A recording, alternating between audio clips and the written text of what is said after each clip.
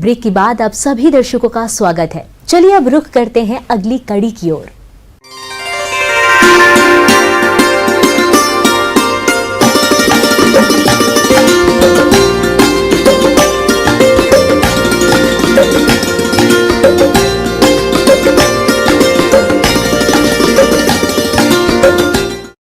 Gerbera फूलों की बढ़ती मांग को देखते हुए हमारे प्रदेश के किसान इसकी खेती पॉली हाउस में कर रहे हैं, लेकिन अच्छा लाभ वहीं प्राप्त कर पाते हैं जो इसकी खेती उन्नत तरीके से करें।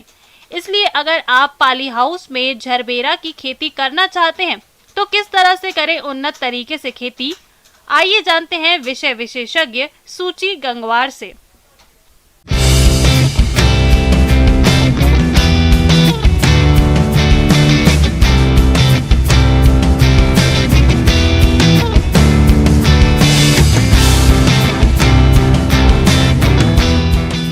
अगर हम झरबेरा की बात करें तो झरबेरा एक फूल का नाम है। इसको हम विंटर सीजन में तो ओपन फील्ड में कुछ समय के लिए लगा सकते हैं, परंतु कोई किसान भाई इसको व्यावसायिक तौर पर लगाना चाह रहा है तो ये आपका झरबेरा आपका पॉली हाउस और शेडनेट हाउस में ही पॉसिबल है। इसमें किसान भाइयों अब सबसे पहले हम बात करते हैं पॉली हाउस की तैयारी की। इसमें बेड की तैयारी करने का बहुत ही एक हमें देख के करना पड़ेगा। इसमें कम से कम आपकी हाइट जो है वो कम से कम 50 सेंटीमीटर आपकी हाइट होनी चाहिए बेड की। उसके बाद आप इसका नीचे का बॉटम विड्थ है वो आपका 80 से 90 सेंटीमीटर होना चाहिए और इसका बेड का टॉप विड्थ है जो आपका 60 सेंटीमीटर होना चाहिए। बेड के बीच की जो दूरी है वो 30 से 40 सेंटीमीटर की होनी चाहिए। अब इसके ऊपर हम जो है ड्रिप इरिगेशन का इस्तेमाल करेंगे। अब हम ड्रिप इरिगेशन बिछा के इसमें भी जो प्लांट की जो दूरी होती है वो 30 से 30 सेंटीमीटर होती है और कतार से कतार की दूरी भी 30 से 30 सेंटीमीटर होती है। किसान भाइयों, झरबेरा की फसल में गुणवत्ता युक्त अधिक फूलों की प्राप्ति के लिए आप फसल में पोषक तत्व प्रबंधन करते हुए सिंचाई और खरपतवार नियंत्रण कैसे करें, आइए वो भी जानते हैं।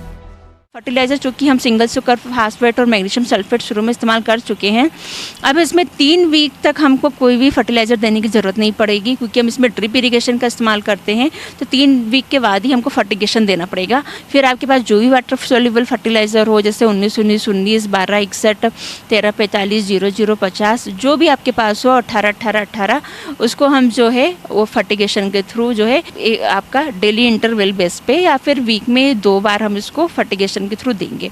पानी की इसमें ज़रूरत बहुत पड़ती है।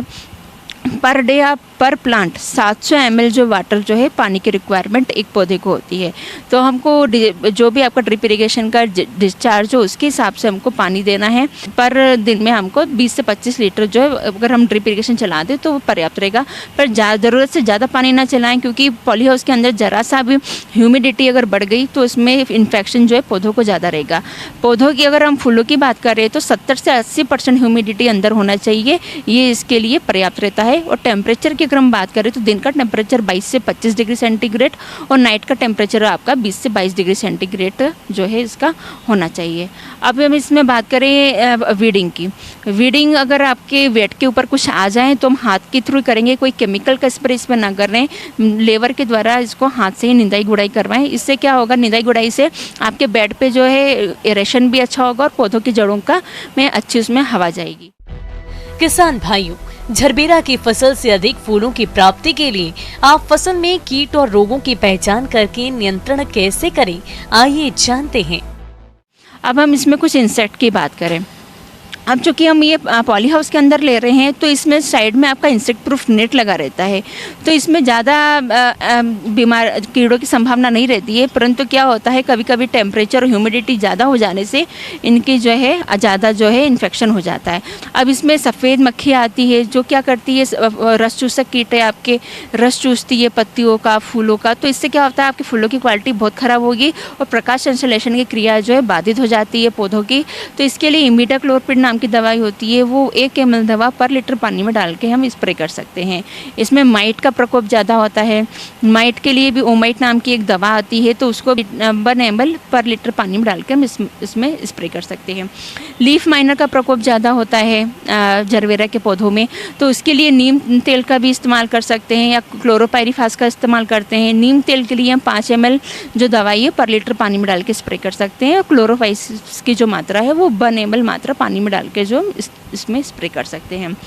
अब इसमें जो थ्रिप्स भी आता है, थ्रिप्स के लिए भी जो हम इमिडाक्लोरपिड या थायोमिथाक्साम नाम की दवा होती है, उसकी 1 ग्राम जो मात्रा है पर लीटर पानी में डाल के हम स्प्रे कर सकते हैं।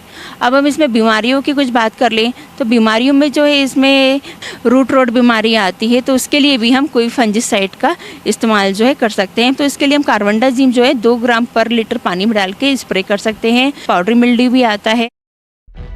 भभूतिया रोग के कारण झरबेरा की पत्तियों, फूलों पर सफेद और भूरा पाउडर जैसा जमा हो जाता है, जिसकी वजह से पौधा अपना भोजन नहीं बना पाते और फसल कमजोर होने से फूलों का उत्पादन तो घटता ही है, साथ ही साथ फूलों की गुणवत्ता भी खराब हो जाती है।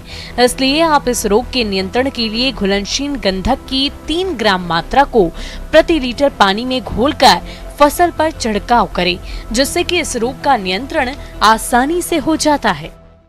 अब इसकी हम बात कर ले तुड़ाई की। किसान भाई, इसमें तुड़ाई का बहुत ज़्यादा झरबेरा में महत्व है। हमको इसकी तुड़ाई बहुत सावधानी पूर्वक करना चाहिए। हमें ऐसा नहीं कि फूल जब आपके लग गए हों तो फूल को हमें खींच लिया। इससे क्या होता है कि आपका कभी कभी पौधे की उखड़ने की संभावना बहुत ज़्यादा बढ़ जाती है। इसलिए किसान भाई थोड़ा सा पौधों को हाथ से पकड़ लें और एक हाथ से पौधों को पकड़ें और हल्का सा गोल गोल घुमा लें, तो अपने आप जो फूल आपके हाथ में टूट के आ जाएगा। और आपका फूल पूरा खिला हुआ होना चाहिए, तभी उसकी जो है यही जो क्वालिटी रहती है, और तभी आपको वो फूल मार्केट में अच्छा बिकेगा। अब इसको अगर हमें दूरस्थ मार्केट में बेचना है तो सबसे पहले तोड़ के हमको फूल जो है एक बकेट में बाल्टी ले लें, उसमें पानी भरें आधा और उसमें फूलों को डालते जाएं। और उसमें क्या करना है, अगर हमें दूरस्थ मार्केट में भेजने हैं तो इसके फूलों पे सफ़ेद कलर की पन्नियाँ आती हैं, वो उसकी पन्नियाँ चढ़ा दें ताकि इसके फूल की क्वालिटी ख़राब ना हो। और इसके 8 से 10 स्टेम को रबर बैंड से बांध के जो है अच्छे से जो कार्टून होते हैं, गत्ते होते हैं, उसमें पैक करके हम दूरस्थ मार्केट में भेज सकते हैं। इस तरीके से ये फूल जो है आपके 10 से 12 दिन तक ताज़े बने रहते हैं।